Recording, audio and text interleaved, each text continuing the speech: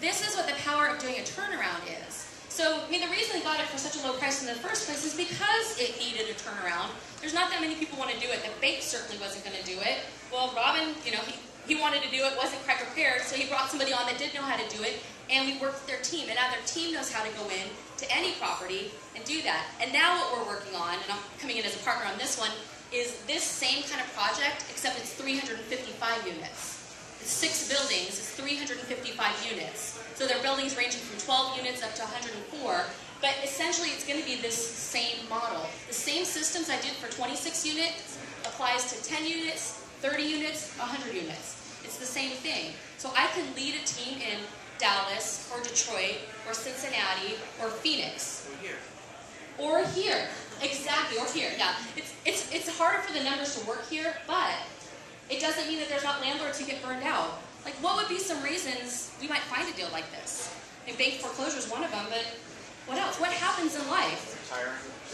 Retirement, burned out landlord, cancer, yeah, illness, divorce. There's a large number of things that can create opportunities like this if you are aware that there's something to be done with it and real money to be made.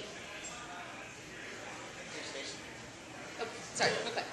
When you're doing mostly terms right now, how liquid is the market as far as, you know, you've now got a performing asset, how easy is it for buyers to get loans? Okay, great question. So the question is, in the market right now, especially with the current lending market, how easy is it for the buyers to get loans? It's going to depend on the buyer. Now, we are all aware that the lending market is nowhere near as fluid and liquid as it used to be. So if I'm flipping a property, like this particular property, the intent was not to flip it. The intent was to get the cash flow as high as possible because the company that's being built around this is definitely long-term buy and hold.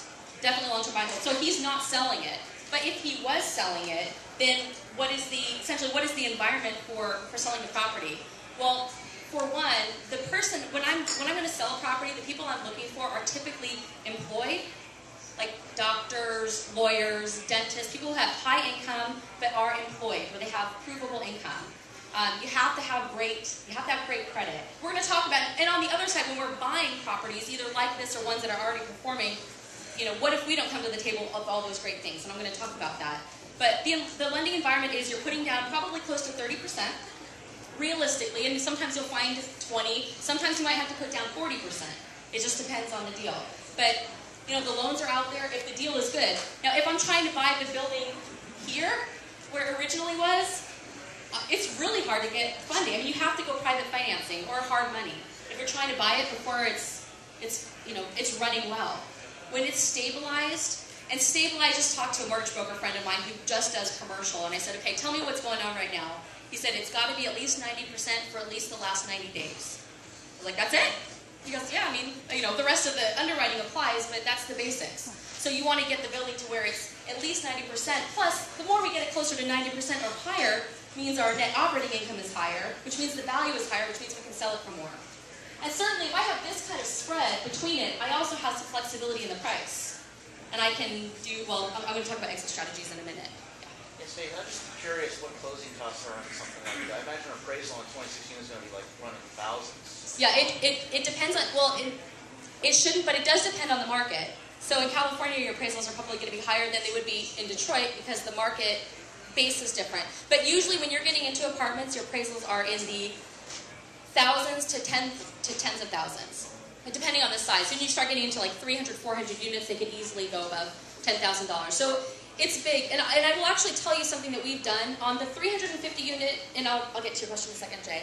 In the 355 unit package that this deal literally keeps dying on the table. Like, it's like, and then getting revived. So, like, I don't even know what day it is, whether the deal's alive or not. As yesterday, I heard it came back to life suddenly.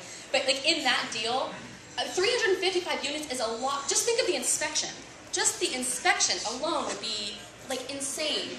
And so what we were really trying to do is, how do we figure out how we can minimize our out-of-pocket expenses? Because we know this is going to be a hard deal to do. We have to raise a lot of money to do it. So some of the things that we've done to minimize our due diligence costs is walking. Now, I say ourselves. I'm here. The property's in Detroit. So it's not me, but my team. My team who's also going to be part of the ownership structure. So they're not doing this for a paycheck. They're doing this because this is part of their long-term future, too. We're literally walking every single unit with very basics. We want to know, is the unit in fair, good, or great condition? And none of them are great. It's like either burnout, fair, or okay, or livable. And if there's a tenant in there, at the time we go and walk it, we'll ask them, what are they paying for rent? And we do that because when I go get rent rolls later, I assume the sellers are lying to me. I hate to do that. I'm so positive in general. But when it comes to real estate, when I'm doing due diligence, I have to assume that the information I'm getting is not real. So I need to go and make sure that it's real, that it's true. So one of the ways is, when we're in the units, ask them what their rents are. So we can go back and verify later. So one, instead of paying an inspector initially to go look at every single unit, we did that initial walkthrough so we could at least get an idea of what we were dealing with. Then when the inspector came in, because we said, okay, based on what we've seen so far, the numbers are looking good, we'll keep going, now we'll spend money on an inspector. We just had them come in and do major mechanicals, look at the roof, look at the major structures of the building. So that was one of the things. I mean, no doubt, when you start getting into apartment buildings, you always want to minimize your due diligence expenses until you get to the point where you know it looks good, and then you invest the money. It's worth it to do that. Because one, you can renegotiate the price later. So if we find out that the roof is bad, like we did on several of these buildings, that becomes a negotiation point. And that's exactly where we're at right now. We found out several things through the home inspector after we had already done our own walkthroughs that significantly changed the deal. So yes, and the appraisal is going to be pricey. Now, whether you need an appraisal or not is up to you. In this particular case, we are not paying for an appraisal for this deal because we know how to value the building. We know what the building will be worth. We also are looking at our own comparable sales, and we're not trying to go to a traditional bank to finance it. Why? Because they won't. I mean, it's like operating at 39% occupancy. So no bank's going to finance that. So we're doing this through private investors. So we'll show them our comparables, we'll show them our due diligence, and there's a little bit of risk, but what if it's not worth exactly? It's a long-term buy and hold, so it doesn't matter anyway. Yeah, it could be thousands of dollars. And I'll take one last question and then I'll move on. And actually, Jeffrey, I have no idea what time it is. Can you tell me how much time I have? You've got about 18 minutes. Okay. Two things. One, I'm going to help you still stay positive. You can always be positively sure that the seller is lying. You're right. Two, your friend, this 90 Days guy, I would love to talk with him. The 90 Days guy? The 90-day broker who needs 90% occupancy for at least 90 days. Okay. I would love to make friends with him. Okay, his name is David Bloom, and remind me and I'll connect you. He's actually right here in Irvine. Even better. He rocks. So one of the things I really, really, really believe in, one, absolutely is knowledge and education as you're getting into this. Two is you have to have resources or you have to know where to find them. And three, you really need to have some kind of mentorship when you're making a leap into apartment buildings. And I'll just tell you a quick story of how I met this guy, David Bloom.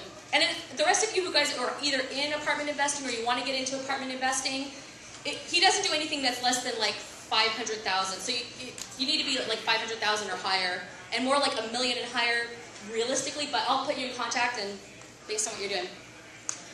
So I met David Bloom. So there came a point in time where I had an opportunity to become the CFO for this large property management and development company where the owner was 84 years old.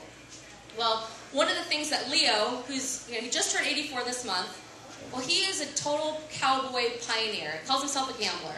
How he has been so successful, I have no idea. So he's working on building a 19-story high-rise in downtown San Diego in an area called Little Italy, where, the price of land is unbelievably high. Well, Leo, who had, when I was working there, which is about 1.5 years ago, had about $30 million of cash in the bank. I was like, wow. My bank account kind of almost sort of doesn't really look like that, but it was fun to play with someone else's bank account who did. So he had $30 million of cash in the bank. The building was going to cost about $42 million to build, and he was going to put up 50% of it. For the entire 1.5 years that I worked there as the chief financial officer, and now it's been another year since I worked there, still have not been able to get the deal closed. With $30 million in the bank, only looking for 50%. So, but David Bloom is the one who's actually going to close the deal. This is, how the whole 1.5 years I was there, I was working with David to try to finance this thing, and he emailed me yesterday saying, I think we're closing next month. Woo! Anyway.